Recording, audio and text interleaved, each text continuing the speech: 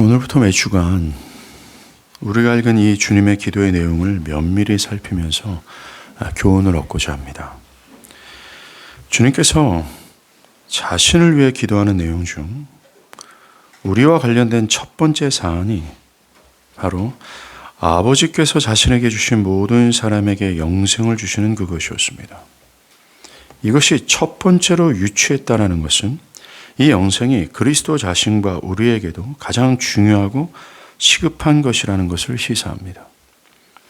그리스도의 생애 전체를 통해서 염두하셨던 것이 바로 우리에게 영생을 주시는 것이라는 것을 엿볼 수 있다는 것이죠. 이것을 통해 오늘 말씀이 우리에게 첫 번째로 도전하는 것은 그 영생을 나 자신이 소유했는가 를 도전합니다. 보겠습니다. 가장 먼저 생각할 것은 주님이 주시는 이 영생이 온 우주에서 가장 값지고 영광스러운 은혜라는 사실입니다. 주님이 2절에서 아버지께서 만민을 다스리는 권세를 아들에게 주신 것이 아버지께서 아들에게 주신 모든 사람에게 영생을 주기 위함이라고 하셨습니다. 아들 그리스도가 권세를 얻은 목적이 철저히 우리에게 영생을 주기 위한 것이다 라는 것이죠. 아들 그리스도가 권세를 얻는 것은 우리를 구속하라는 하나님의 계획을 성취하는 것과 관련이 있습니다. 왜냐하면 아버지 하나님은 영원 전에 당신의 백성들을 죄에서 구원하기 위해 아들이 사람이 되시고 그가 죽으시고 부활하시고 승천하실 것을 계획하시고 그것을 성취함을 통해 만민에 대한 권세를 아들에게 주시기로 계획하셨기 때문입니다. 그래서 아들은 그 계획하심에 따라 자신이 사람이 되시어 죽으시고 부활하심을 통해 만민에게 영생을 주시는 권세를 얻으시오 그 백성들이 자신을 믿어 영생을 얻게 하시기로 하셨다라는 것이죠. 이렇게 볼 때 우리를 구속하기 위한 하나님의 계획과 그 계획에 따라 그리스도께서 하늘의 영광을 버리시고 하나님과 동등됨을 포기하시고 분토만도 못한 우리와 같은 육체를 입으신 그의 낮아지심과 우리의 모든 부패와 죄를 짊어지시고 십자가에서 죽으심으로 우리를 속량하신 은혜와 죽음에서 다시 부활하시어 하늘에 올라셔서 만민을 심판하시고 통치하시는 권세를 얻으시는 이 모든 일련의 사역들이 한 군데로 집결되어지는 목적지가 바로 그가 아버지께서 주신 자들에게 영생을 주시는 것이라고 할 수 있다는 것입니다. 이 영생을 위해 그 크고 위대하신 창조주께서 낮아지시고 죽으신 것이라는 것입니다. 그렇다면 우리는 쉽게 이 영생이 얼마나 큰 가치를 지녔는지를 알 수 있습니다. 왜냐하면 어떤 것의 가치는 그것의 노력과 희생의 크기와 비례하기 때문입니다. 하나님이신 그리스도께서 우리와 같이 되셔서 질병과 죽음의 고뇌와 아픔과 고통을 겪으시고 적대자들에게 조롱과 핍박을 받으시며 십자가에서 그 처참한 죽음을 당하시어 주시고자 하는 것이 영생이라면 그뿐만이 아니라 우주의 최고의 존엄이 되시는 하나님 아버지께서 아들을 죽이시면서까지 주시고자 하는 것이 영생이라면 이 영생에는 온 우주에서 가장 큰 노력, 영원한 신성의 죽음과 희생이 담겨져 있다고 할 수 있습니다. 그러하기에 영생은 단언컨대 온 우주에서 가장 값지고 영광스러운 것이라고 할 수 있습니다. 아버지 하나님의 입장에서도 가장 가치 있는 것이라고 할 수 있어요. 왜요? 자신의 하나뿐인 아들의 죽음이라는 값을 지불하는 것이기 때문에 그렇습니다. 또한 영생은 쉽게 얻어줄 수 있는 성질의 생명이 아니었다라는 것과 인간의 노력과 힘으로는 절대로 얻을 수 없는 희귀한 성질의 생명이라는 것에서도 이 영생이 정말로 값지고 영광스러운 것이 틀림없음을 알게 됩니다. 왜요? 이 영생은 한낱 피조물에 불과한 인간의 수고와 노력으로 얻어지는 것이 아니라 나아가 인류 전체의 역사의 모든 지혜와 노력으로는 얻을 수 없고 오직 하나님 아버지와 아들 그리스도의 희생과 죽음이라는 값이 지불되어야 얻을 수 있는 성질의 생명이기 때문에 그렇습니다. 오직 온 천지를 창조하신 하나님 아버지의 무한하신 은혜의 계획과 그 아들 그리스도의 처참한 죽음과 성령 하나님께서 강팍하고 고집스러운 죄인들을 거듭나게 하시는 이 유일한 사역이라고 하는 삼위 하나님 모두의 수고와 인내와 사랑으로만 얻을 수 있는 성질의 생명이기 때문에 그렇습니다.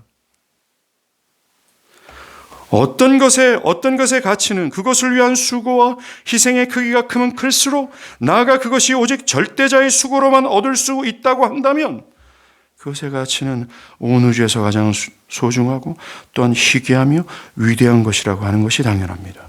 그게 바로 영생이에요. 이처럼 영생은 창조주가 되시고 온 우주의 모든 것의 권세를 가지신 하나님의 낮아지심과 죽으심과 삼위 하나님의 모든 열정이 모아져서 생겨나는 것이기에 이것은 다른 무엇과도 비교할 수 없는 영광 그 자체라는 겁니다. 그리고 이 영생이 다른 무엇보다 소중하다고 할 수 있는 이유는 하나님이 바로 이 영생을 가진 자들의 하나님이 되신다라는 사실 때문입니다. 우리 주님께서 마태복음 22장 32절에서 하나님이 너에게 말씀한 바 나는 아브라함의 하나님이요 이삭의 하나님이요 야곱의 하나님이로다 하신 것을 읽어보지 못하였느냐. 즉 하나님은 언약의 하나님으로서 언약 안에 있는 자들의 하나님이라는 사실을 밝히신 겁니다. 그러면서 이어 하나님은 죽은 자의 하나님이 아니요 살아있는 자의 하나님이시다라고 하셨습니다. 우리 주님은 여기에서 하나님이 누구의 하나님인지를 밝히신 겁니다. 어떤 자들이 하나님께 속하여서 하나님의 형용할 수 없는 사랑과 용서를 영원토록 누리게 되는지를 말씀하신 겁니다. 하나님이 어떤 자들이 하나님이시고 어떤 자들이 하나님께 속한 자인지를 밝히신 겁니다. 누굽니까? 바로 언약 안에 있는 자들입니다. 그런데 우리 주님은 그 언약 안에 있는 자들을 살아있는 자들이라고 표현하셨습니다. 여기서 살아있는 것이 바로 우리가 지금 언급하는 영생이라는 사실을 염두에서 듣기를 바랍니다. 하나님은 언약 밖에 있는 죽은 자의 하나님이 아니라 언약 안에 있는 살아있는 자의 하나님이라고 하신 겁니다. 여기서 살아있다라는 것은 결코 숨이 붙어있는 사람을 의미하는 것이 아닐 겁니다. 왜요? 이삭과 아브라함과 야곱 모두 예수님 당시에 다 죽어 있었기 때문입니다. 제한적인 생명을 가진 자들이 하나님이 아니라는 거죠. 여기서 살아있는 자란 언약과 관련된 자를 의미하는 것이 분명합니다. 제가 지금부터 설명하는 이 언약의 내용이 그 마음에 적용이 되어 언약에 대하여 살아있는 자를 의미한다는 겁니다. 즉 제가 지금부터 말씀드리는 이 언약의 내용이 그 마음에 적용이 되어 언약에 대해서 살아있는 자를 뜻한다는 겁니다. 먼저 에레미야 31장 31절과 33절 여호와의 말씀이니라 보라 날이 이르느니 내가 이스라엘 집과 유다의 집에 새 언약을 맺으리라. 그러나 그날 후에 내가 이스라엘 집과 맺을 언약은 이러하니 새 언약을 체결하실 텐데 언약의 내용이 이렇다라고 말씀하기 시작합니다. 그것은 곧 내가 나의 법을 그들 속에 두며 그들의 마음에 기록하여 나는 그들의 하나님이 되고 그들은 내 백성이 될 것이다. 여호와의 말씀이니라. 이 새 언약의 내용을 한번 보십시오. 여기에서 먼저 하나님이 누구의 하나님이 되신다고 말씀합니까? 누가 하나님의 백성이 된다고 말합니까? 그것은 하나님의 법이 그들의 마음에 새겨진 자들이라고 말씀합니다. 이 하나님의 법, 즉 율법과 모든 명령이 마음에 새겨진 것이 어떤 내용인지를 에스겔 선지자가 더 구체적으로 설명했습니다. 한번 찾아볼까요? 에스겔 36장입니다.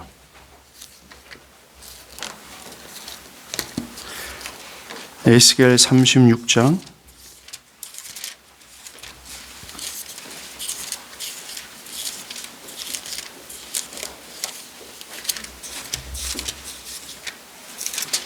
25절부터입니다.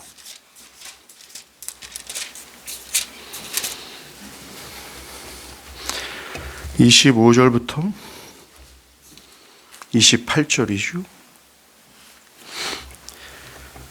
여러분들 언약의 내용이 즉 언약을 가진 자의 하나님이시고 언약을 가진 자가 하나님의 백성이라고 말씀하시는데 하나님은 그들의 하나님이라고 말씀하시면서 그 언약의 내용이 하나님의 법이 그 마음에 새겨진 것이라고 말씀했습니다. 그 하나님의 법이 마음에 새겨진 것의 구체적인 내용이 이 구절입니다. 제가 한번 읽어볼게요.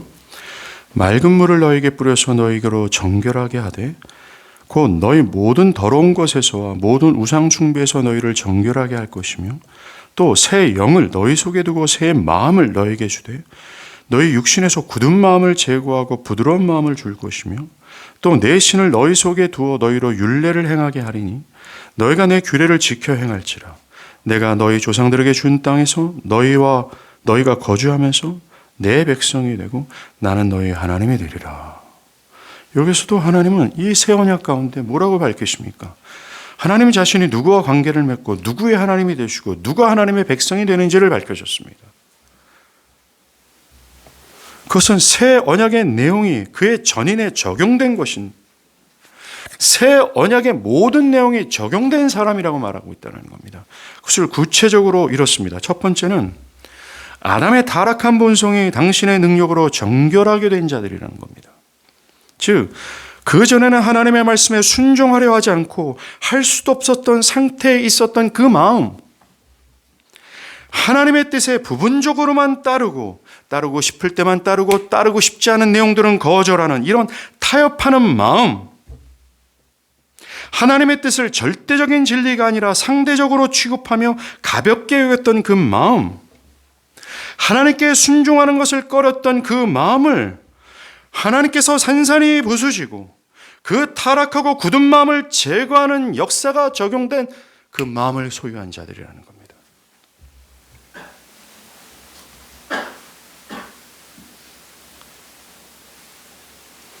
그리고 주님이 말씀하신 그 새 마음은 하나님의 마음을 기뻐하고 하나님의 말씀에 기꺼이 순종하고 싶은 부드러운 마음입니다. 이 부드러운 마음, 그전에는 없었던 새 마음을 하나님께서 그 마음에 주시는 것이죠. 그래서 그리스도와 같이 자기를 총체적으로 부인하고 하나님의 뜻이라면 죽기까지 순종하고 싶은 마음을 가지고 실제적으로 순종하는 그 새 마음입니다. 나아가 하나님의 영, 즉 성령을 그 새 마음에 두셔서 줄기차게 성령으로 하나님의 말씀에 순종하도록 그 전인을 변화시키시고 이끄시는 상태입니다. 그렇습니다. 하나님은 이미 구약에서부터 이 새로운 약속을 체결하셨는데 그것은 자신의 새 언약의 내용들이 그 사람의 인격에 적용된 자들의 하나님이 되신다라는 것이었습니다. 하나님 분명히 말씀하셨습니다. 나는 누구의 하나님이 되고 누가 나의 백성이 되는지를 분명히 말씀하셨습니다. 그것은 굳은 마음을 제거하고, 즉 타락한 아담의 마음처럼 자기가 하나님이 되어서 하나님의 진리는 뭣도 아니고 오직 제 마음과 자기의 육체의 욕심에 따라 살아가며 하나님의 뜻은 부분적으로 따르고 부분적으로 해치면서 하나님의 뜻 앞에서 완강한 고집을 부리면서 하나님의 뜻에 불순종하고자 하는 이 성향과 의지를 갖고 있는 이 굳은 마음이 제거되고 그 전에 전혀 없었던 새로운 마음이 하나님으로부터 주입되어 하나님의 말씀을 순종하고 싶고 하나님의 말씀이 달콤하게 여겨지는 그 마음을 가질 뿐만 아니라 성령이 계속해서 그 마음 가운데 내주하셔서 하나님의 모든 법을 그 성령이 지키도록 만들어버리는 이 전인의 변화, 이 새 언약의 전인 가운데 적용된 상태의 영혼, 그 영혼들이 하나님의 백성이며 하나님은 그 사람들의 하나님이 될 거라고 약속하셨습니다. 그리고 우리 주님은 마태복음 22장에서 이 새 언약의 내용을 가리키면서 바로 하나님은 죽은 자의 하나님이 아니라 산 자의 하나님이라고 말씀하시는 겁니다. 즉 언약에 대해서 죽은 자가 아니라, 즉 언약의 내용에 대해서, 즉 하나님의 말씀에 순종하지 못하는 이 죽은 자의 하나님이 아니라, 이 언약에 대해서 살아난 자들, 언약의 내용, 즉 하나님의 말씀에 온전히 순종하고 하나님의 뜻을 달콤하게 여길 수 있을 만큼 전인 잔체가 하나님과 하나님의 말씀에 대해서 살아있는 자들의 하나님이라고 말씀하신 겁니다.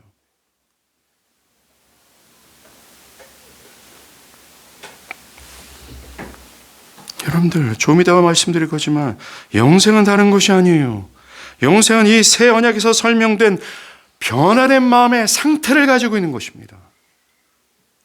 하나님과 그분의 뜻에 대해 올바르게 살아있는 생명, 그것에 대해 살아있는 상태가 되어 온전히 순종하는 상태를 가리키는 겁니다. 그렇습니다. 여러분들, 죽은 자는 하나님의 말씀을 들을 수도 없고 행할 수 없지 않습니까? 하나님은 결코 그런 죽은 자의 하나님이 아닙니다. 즉 하나님에 대해서 죽어서 귀로 하나님의 말씀을 듣고 있으나 알아듣지 못하고 알아들으나 그 말씀을 따를 수 없는 죽은 자의 하나님이 아닙니다. 하나님의 말씀에 자기를 부인하고 순종하지 못하는 죽은 자의 하나님이 아니라, 하나님의 말씀을 모든 상황을 초월하여 순종하는 살아있는 자의 하나님이십니다. 중요한 사실은, 여러분, 새 언약이 적용된 살아있는 자들이 그저 기계적으로 하나님의 뜻에 순종하는 것이 아닙니다. 율법에 꼼꼼하게 순종했던 바리새인이나 율법학자들을 살아있는 자라고 우리 주님은 취급하지 않았습니다. 도리어 그들을 죽은 자로 취급했습니다. 새 언약에 있는 살아있는 자들이라고 하는 것은 단순히 종교적인 행위를 하는 자라고 하는 것이 아닙니다. 그 살아있는 자들이 그렇게까지 순종했던 중요한 핵심이 있습니다. 그것이 영생의 생명력의 핵심이에요. 그게 뭔지 아십니까? 바로 하나님을 향한 사랑입니다. 모든 율법이 요구하는 궁극이 바로 사랑이라고 주님이 말씀하신 것처럼, 영생을 가진 자들에게 있는 가장 중요한 핵심은, 그 생명력의 가장 중심이 바로 하나님을 향한 사랑이라는 거예요.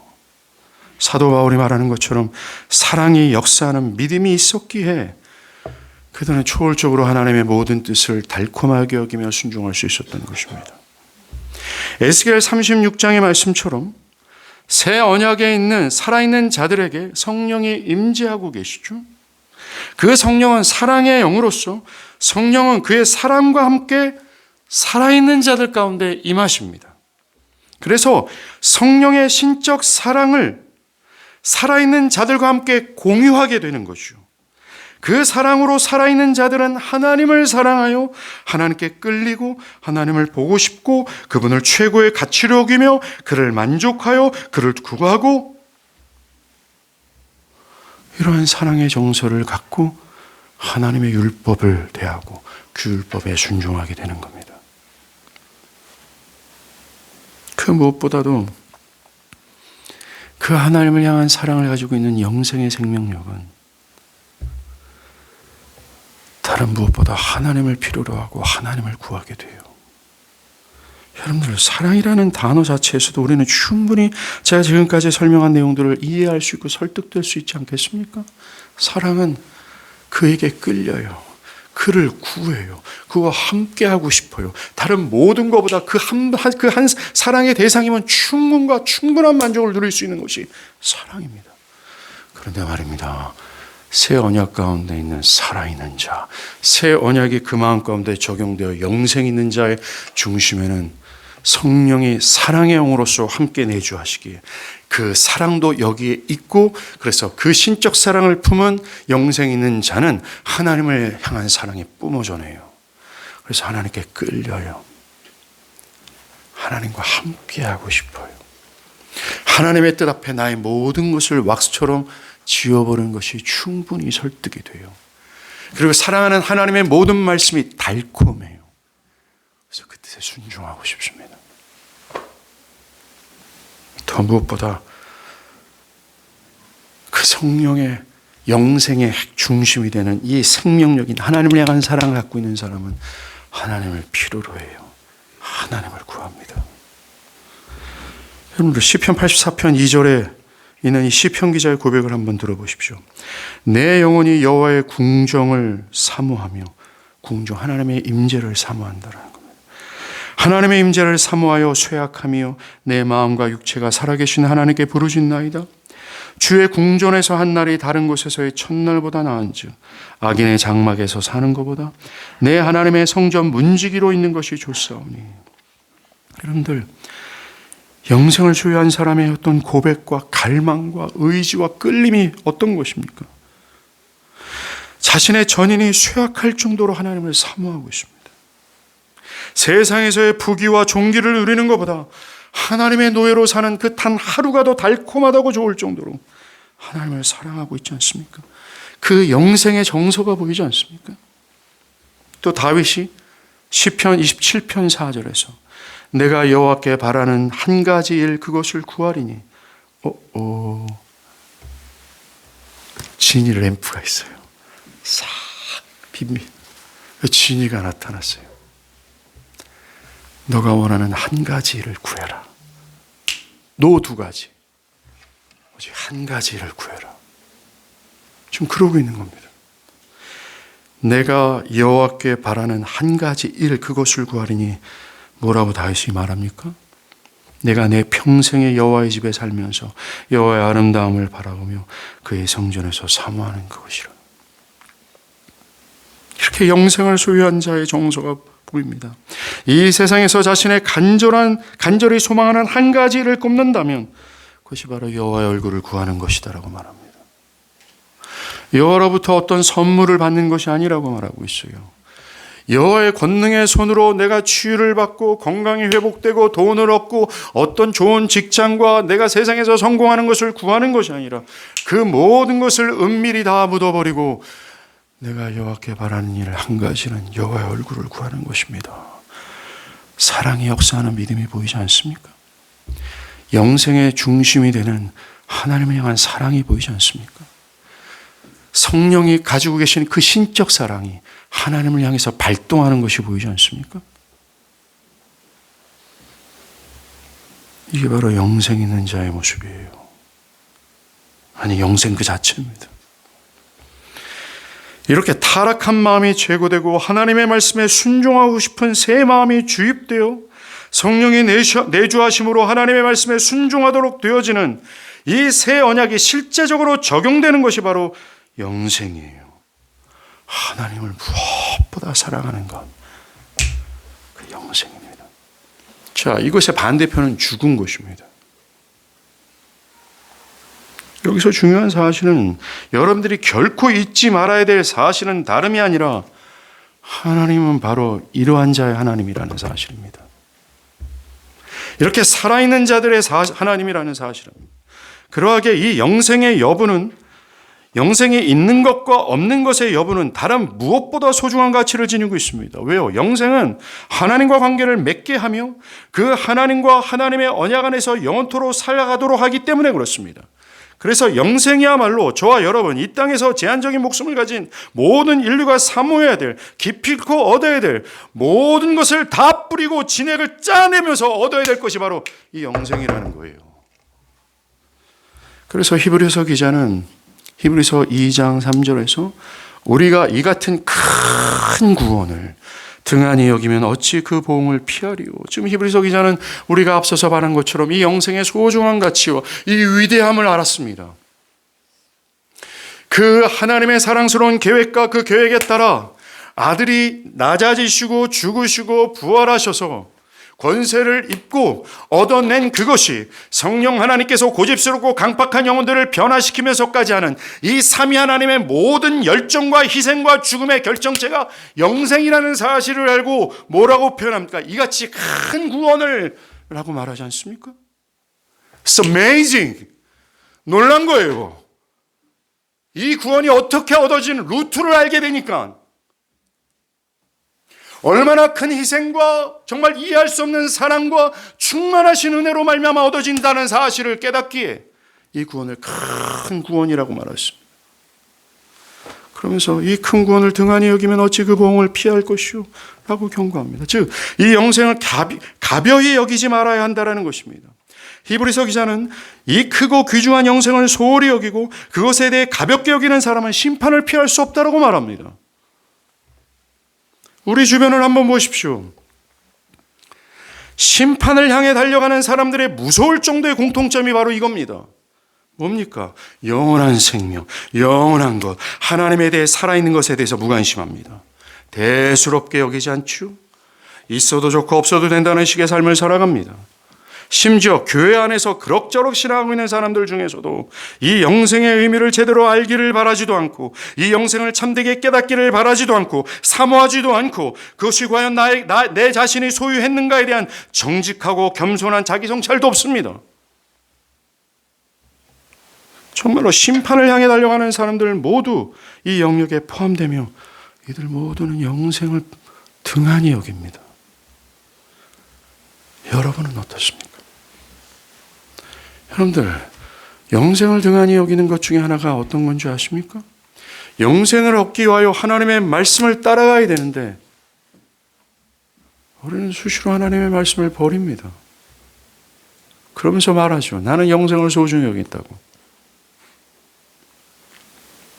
온 우주에서 가장 영광스럽고 심지어 하나님 아버지께도 소중한 이 영생을 올바르게 이해해야 할 것이 당연할 겁니다. 나아가 이 소중한 것을 과연 나 자신이 가지고 있는지를 겸손히 또 진실한 마음으로 살펴봐야 합니다. 두렵고 떨림으로 자기를 돌아봐야 돼요. 왜요? 여러분들, 이 영생이 삼위 하나님의 모든 구속사역에 통해서 우리에게 주고자 하는 궁극적인 복이고 그것이 하나님과 그분의 언약 안에 있는 것을 좌우하기 때문입니다. 심지어 요한복음 3장에서는 이 영생이 없이는 하늘의 나라에 들어가지 못한다고 하늘의 주인 그리스도께서도 말씀하셨기 때문입니다. 우리는 이것을 바르게 이해하고 알고자 해야 합니다. 그리고 여러분의 인생 속에서 다른 무엇보다 이 영생을 구하고 또 얻어야 합니다. 살펴야 하지요. 자, 그렇다면 영생이란 무엇일까요? 영생의 실체를 알아야 그것이 나에게 있는지를 점검할 수 있고 나아가 그것을 사모할 수 있지 않겠습니까? 우리는 아까 구약의 두 성경 구절을 통해서 새 언약을 통해 영생이 무엇인지를 조금 알았습니다. 좀 더 살펴야 합니다. 다음 주에도 살펴야 합니다. 영생이란 영원한 생명을 의미하죠. 이것은 단순히 영원히 사는 것을 의미하기보다는 3절에서 주님이 말씀하신 바처럼 유일하신 참 하나님과 그가 보내신 자 예수 그리스도를 아는 그것입니다. 이 말씀처럼 영생이란 영원히 사시는 하나님을 인격적으로 아는 것을 의미하죠.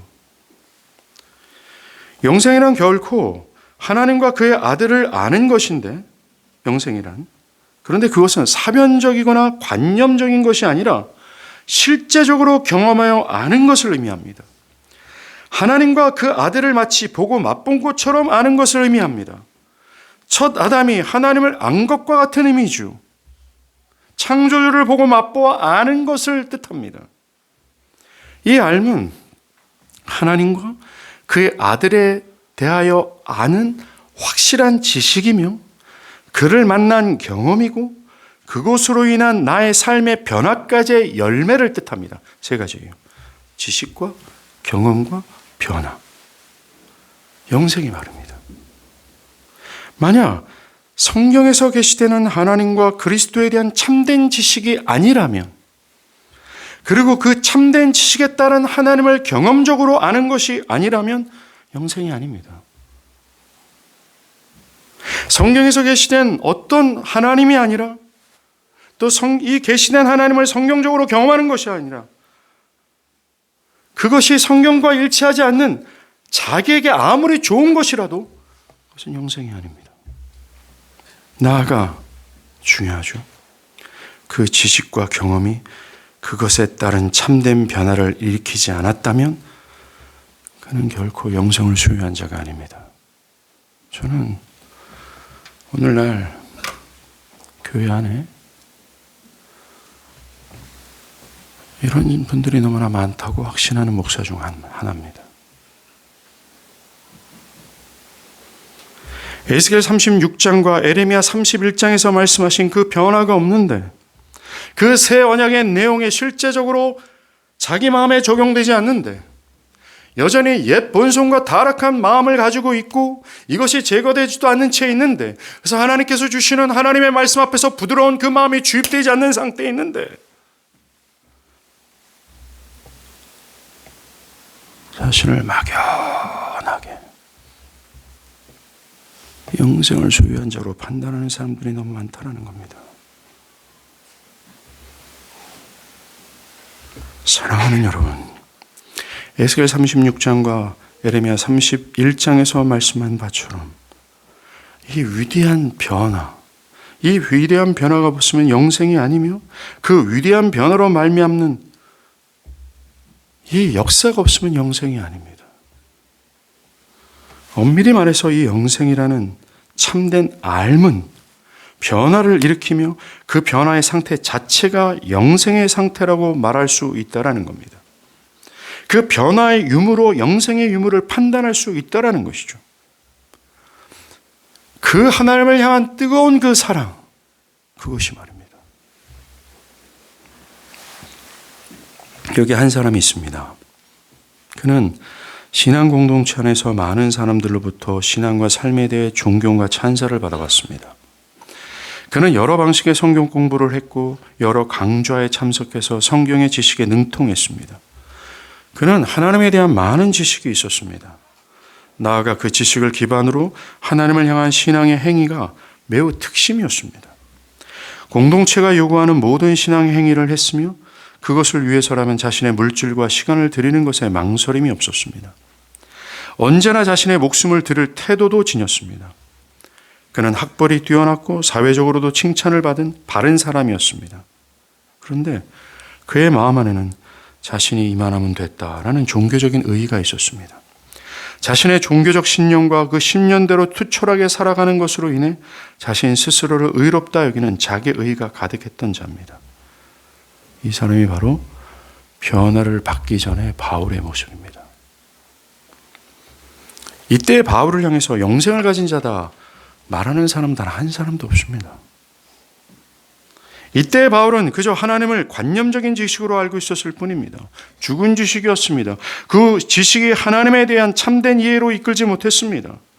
그는 분명히 신앙이라는 영역 안에 있었으나 산 자가 아니라 죽은 자였습니다. 그러나 안타깝게도 바울은 실상은 죽었으나 스스로는 살아있다라고 말했습니다. 요한계시록에서 주님이 4대 교회에서 하신 말씀이 뭐라 그래요? 네가 살았다 하는 이름을 가졌으나 실상은 죽은 자더라 라고 말씀한 것처럼 바울은 스스로는 영생이 있다고 말했지만 실상은 죽은 자였습니다. 우리는 여기서 기가 막힌 신앙의 모습을 지녔어도 죽은 자일 수 있다는 사실을 또한 교훈으로 얻습니다. 문제는 우리는 이런 바울을 보면서 정확하게 분별합니다. 이 사람은 산 자가 아닙니다. 죽은 자입니다. 라고 분명히 판단합니다. 그런데 안타까운 것은 나 자신에 대해서는 그 분별력이 흐려진다는 것입니다. 우리는 나 자신을 볼 때 흐리멍텅해집니다. 매우 관대해지죠. 가장 사랑해야 될 나 자신임에도 불구하고 가장 중요한 이 영생의 문제에 대해서는 둔감해지고 관대해지고 나아가 타락한 아담처럼 긍정적으로만 판단합니다.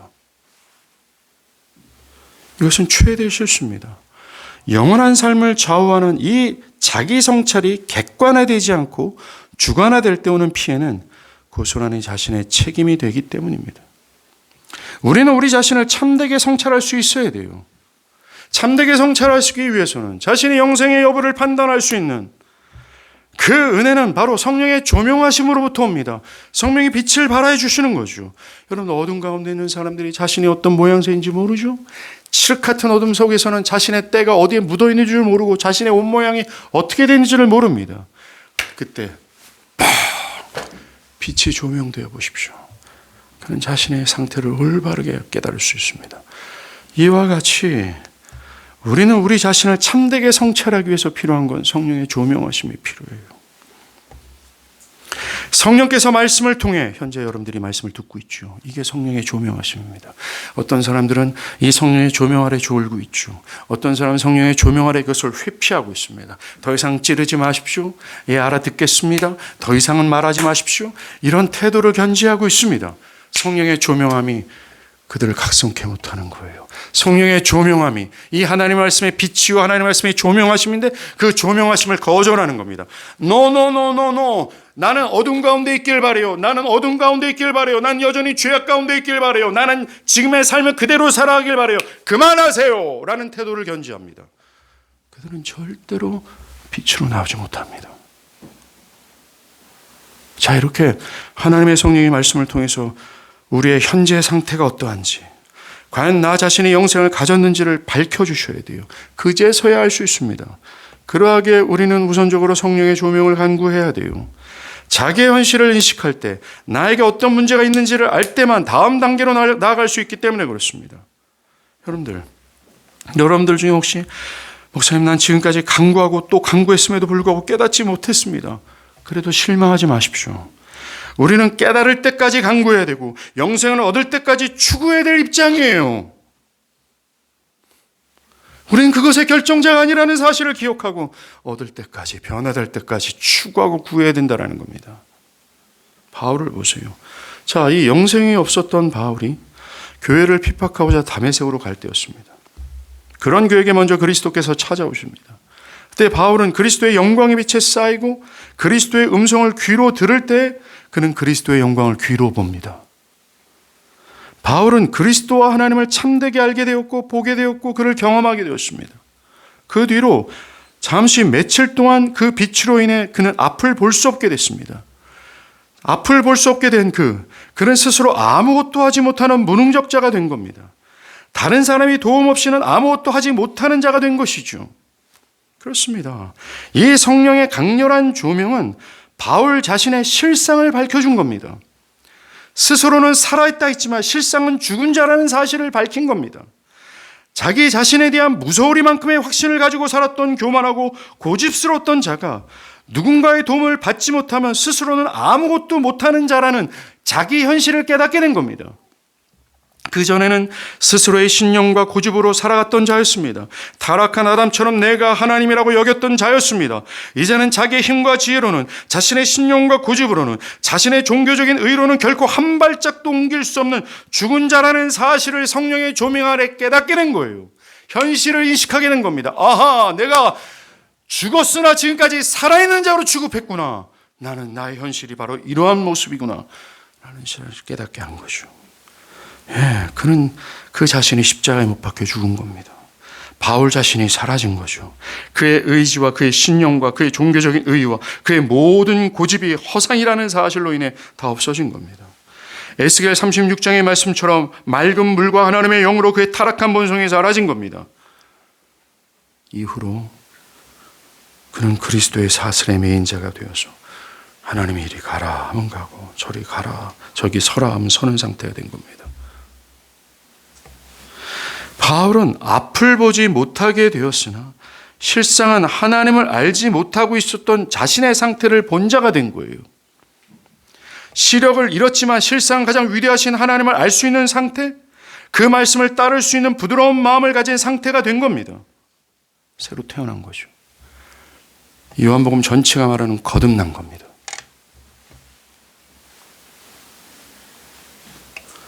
앞을 보지 못하게 된 바울은 경건한 아나니아를 만나요. 이 아나니아가 그에게 사도행전 22장 14절이죠.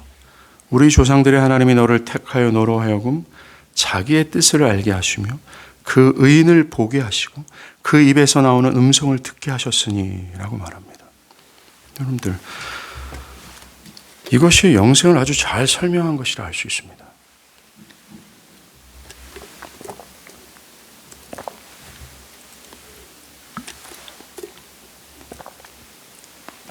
아나니아가 바울에게, 그리스도를 만난 바울에게 한 말을 들어보십시오. 그는 하나님의 은혜로 말미암아 하나님의 뜻을 알게 되었다라고 말합니다. 그리고 예수가 그리스도이심을, 그가 참된 구주 되심을 보게 되었다라고 말합니다. 그리고 그 그리스도의 뜻을 알아듣게 되었다라고 말하죠. 바울이 하나님과 하나님의 모든 말씀을 듣고 보고 알아들을 수 있도록 그의 모든 감각이 새로워진 겁니다. 하나님과 그분의 말씀에 대해서 살아난 것이죠. 새 언약이 그 마음에 적용된 겁니다. 죽었던 그가 그의 영생을 얻은 상태가 된 거죠.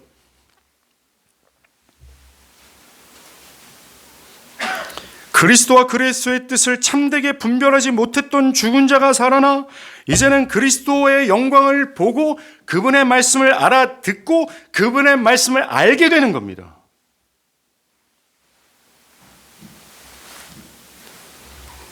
하나님의 은혜로운 뜻에 대한 죄인의 모든 의지적 저항이 극복되면서 하나님의 말씀에 응하게 되었다는 거예요. 전에는 그리스도의 뜻이 자신에게는 별 상관이 없다고 여겼던 자가 그의 뜻이 자신과 상관이 있다고 여겨지는 것입니다.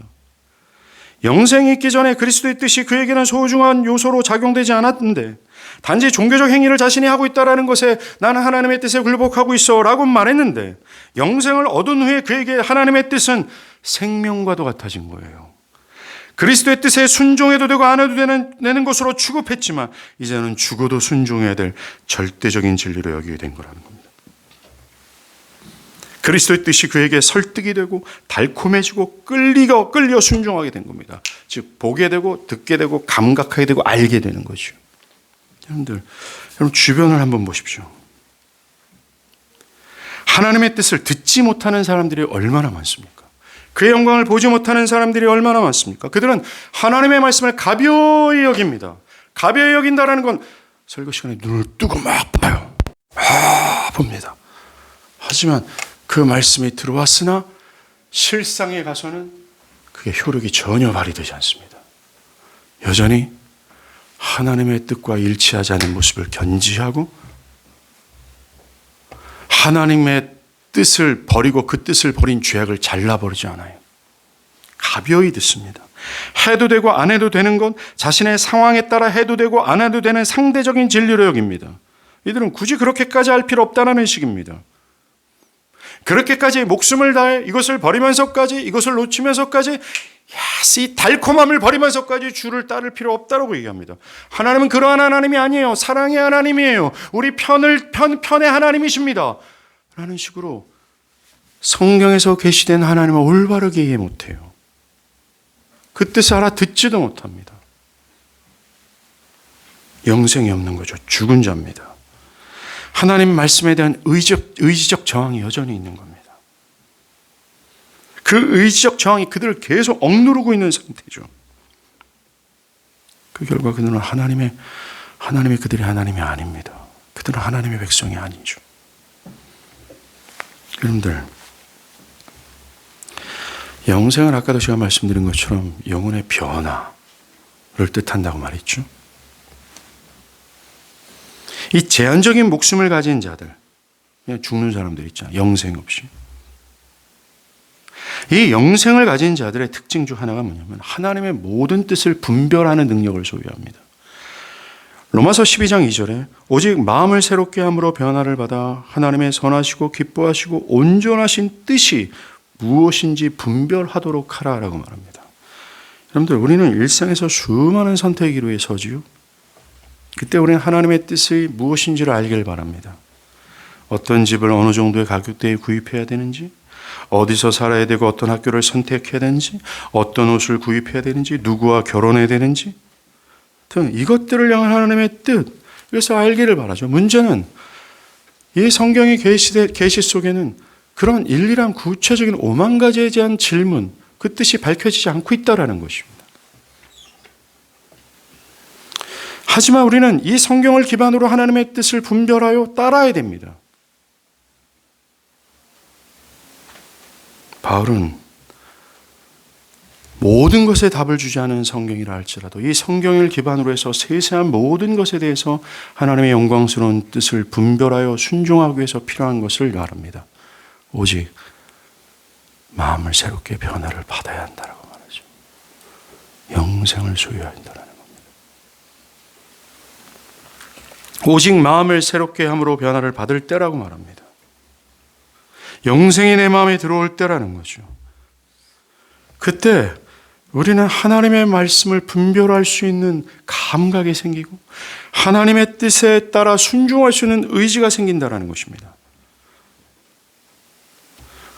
저는 우리 안에서도 여전히 하나님의 뜻을 듣고 있음에도 불구하고 여전히 그것을 저항하며 또한 내가 알았다라고 하면서도 일상에서 자신이 살아가야 될 모든 선택과 결정들의 사항에 대해서 하나님의 뜻을 온전히 분별하지 못하고 살아가는 사람들이 너무나 많다라고 봅니다.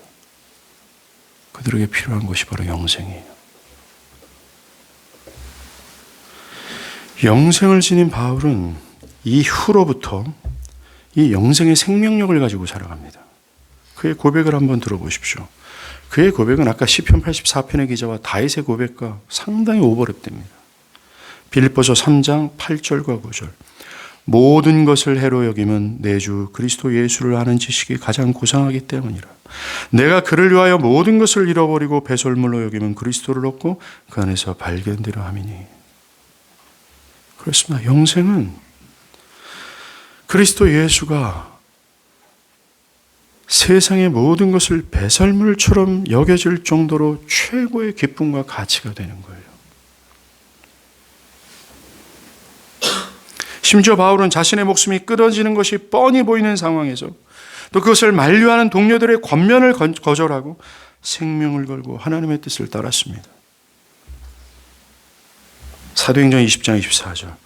내가 달려갈 길과 주 예수께 받은 사명 곧 하나님의 은혜의 복음을 증언하는 일에 마치려 하면은 나의 생명도 조금도 귀한 것으로 여기지 아니하노라. 바울은 자신의 죽음으로 그리스도가 드러나길 원했습니다. 그리스도의 영광을 드러나는 것에 온전히 순종했고 그것이 설사 자신이 죽더라도 그는 그의 뜻에 순종하기를 포기하지 않았습니다. 이게 영생의 생명력이에요.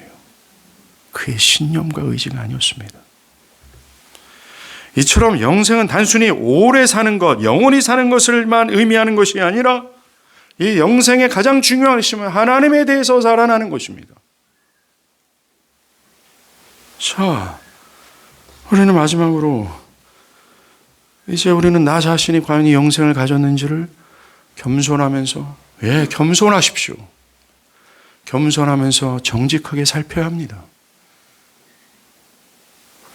저는 요한복음 17장 이 강해를 시작하면서 이 17장의 그리스도의 기도를 통해 어떤 사람들은 대제사장적 기도라고 얘기합니다. 엉터리적 해석이지요. 왜냐하면 교회 역사 속에서 대부분의 주석가와 강해자들은 이것을 대제사장적 기도라고 말하지 않습니다. 알지도 못하고 대제사장적 기도라고 얘기합니다.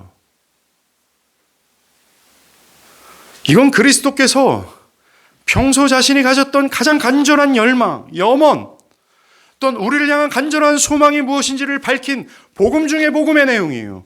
그래서 제가 뭐라고 말씀드렸습니까? 이 17장의 강의를 통해서 우리 교회와 나 자신, 각 개인이 개혁되기를 바란다고 말씀드리지 않았습니까? 그 개혁의 시작은 영생입니다. 개혁의 관건은 영생입니다. 개혁 자체가 영생입니다. 그리고 영생을 얻은 자들이 더 풍성케 되는 것이 개혁입니다.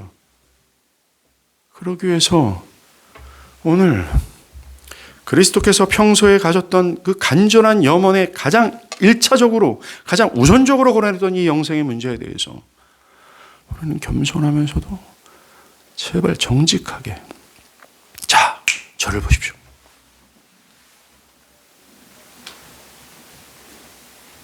눈을 뜨고 보십시오. 여기 있는 말라 비틀어진 설교자도 죽음을 다해 전하는 것이 영생입니다. 다른 어떤 교리보다 저에게는 이것이 중요하고 사람을 살리는 것이 저의 목숨이고 살아가는 이유입니다. 만약에 이 영생에 대해서 하나님의 말씀을 저항하고 있다면 저는 사도 바울처럼 전진할 수밖에 없어요. 우리 교회 모두가 이 영생을 사모해야 합니다. 여러분들이 교회에서 얻어져야 될 것, 얻고 가야 될 기필코 죽더라도 얻어야 될 것이 바로 영생입니다. 과연 나 자신에게 이 영생이 있는지 겸손하면서 정직하게 살피십시오. 쉽게 난 없습니다. 말씀 들어보니까 없습니다. 라고 쉽게 넘기지 마십시오. 과연 나 자신이 이 영생을 등한히 여기지는 않았는지, 영생의 의미를 알고자 하지도 않았고 정말 영생의 의미를 사모해 본 적이 있는지, 이 영생의 소중한 가치를 깨달아 본 적이 있는지, 그래서 나의 마음과 뜻과 정성을 다해서 이 영생을 사모해 본 적이 있는지, 그 영생이 아버지 하나님과 그 아들이 죽으면서까지 주시고자 하는 가장 소중한 가치임을 깨닫고 그것을 얻고자 해 본 적이 있는지 한번 돌아보시기 바랍니다. 또 사도 바울과 시편의 기자와 다윗의 예처럼 그 하나님을 향한 뜨거운 열망과 사랑이 있는지, 여러분들, 우리가 정직하고 진실하게 돌아봐야 될 이유는 이것이 나의 영혼을 가늠하는 문제이기 때문에 그렇습니다. 결코 가볍게 돌아보서는 아니 될 거예요. 만약에 영생이 없다면 여러분이 해야 할 일은 그리스도를 참되게 믿고 성령의 도우심을 간구하는 그 길밖에 없습니다. 이 시간에 나에게 영생이 없는 자는 영원토록 저의 얼굴조차도 못 볼 겁니다. 하나님의 사랑의 얼굴을 못 볼 뿐만 아니라 여기 현장에서 함께 예배하는 형제 자매들의 얼굴도 못 볼 거예요. 여러분이 사랑하는 사람들을 영원토록 얼굴을 보지 못할 겁니다. 여러분들은 영원히 지옥의 형벌에서 슬피 우를 갈면서 크게 후회하면서 내가 왜 이랬을까, 내가 왜 그것을 따르지 않았을까, 이를 갈며 후회하는 날로 영원토록 보낼 수밖에 없으며, 그 하나님의 은혜스러운 손길을 뿌리친 지금 이 시간에도 여러분들을 향해서 하나님의 은혜의 손길을 뻗고 있는 거예요. 이 하나님의 말씀은 그저 뒤로 듣는 게 아니라 하나님의 행동하심입니다. 제발 알아듣도록, 내 영혼이 살아나도록 하나님 우리에게 사랑의 손길을 뻗고 있어요. 제발 이것을 뿌리치지 마십시오. 왜 이것을 뿌리칩니까? 여러분들의 영혼에 유익이 되고 여러분들의 영혼의 삶을 분명히 책임지고 확고하게 하는 이 영광스러운 말씀을 왜 뿌리치려고 합니까? 왜 피하려고 하나요? 왜 여전히 죄악 가운데 있으려고, 왜 어둠 가운데 있으려고만 합니까? 살려고 하고 싶은 마음이 없습니까? 영원한 생명을 취하고 싶은 사모함이 없습니까? 이 죽음에서 피하여 영원한 생명을 누리고 싶은 마음이 없습니까? 여러분들, 손을 뻗는 그 하나님의 사랑의 손길을 제발로 뿌리치지 마십시오. 단순히 이 시간을 모면한다라고 생각하지 마십시오. 이 시간을 빨리 피하고 싶은 생각도 하지 마십시오. 이 영생을 얻을 때까지 하나님의 손을 붙잡고자 하십시오. 만약 여러분들 마음 가운데 내 자신이 영생이 없음을 깨닫고 두려움이 있다면 하나님의 성령의 역사가 분명합니다. 그리고 동시에 여러분이 이 영생을 사모하는 마음을 생겼다면 그것 역시 성령의 역사가 분명합니다. 그런 자들은 멀지 않았습니다. 아니요, 영생을 소유할 가능성이 다분합니다. 그 영생을 소유한 자들이 있다면 하나님이 영적인 생명력이 더 풍성케 해달라고 간구하십시다. 그리고 기도합시다. 우리 교회 안에 영생을 소유하지 못한 자들은 물과 기름처럼 뜨게 해 주시옵소서. 절대로 섞일 수 없다라는 사실을 영생이 없는 자도 느낄 수 있도록, 영생이 없는 자는 절대로 우리와 영적으로 하나 될 수 없다라는 것을 스스로 깨달을 수밖에 없도록, 나는 저들과 다르다, 나는 저들과 물과 기름이다 라고 깨달음으로 말미암아 자신이 영생이 없는 자라는 사실을 알 수 있을 정도로 그 영생에 대한 사모함이 우리 가운데 가득하길 바랍니다. 그래서 영생 없는 자들이 자신을 깊이 회개하고 그리스도를 믿음으로 영생을 소유하여 이 영광스러운 그리스도의 몸된 교회와 연합하여 이루 말할 수 없는 복락을 누리는 은혜를 가질 수 있도록 그렇게 우리 교회가 되기를 위해 기도했으면 좋겠습니다. 기도하시겠습니다.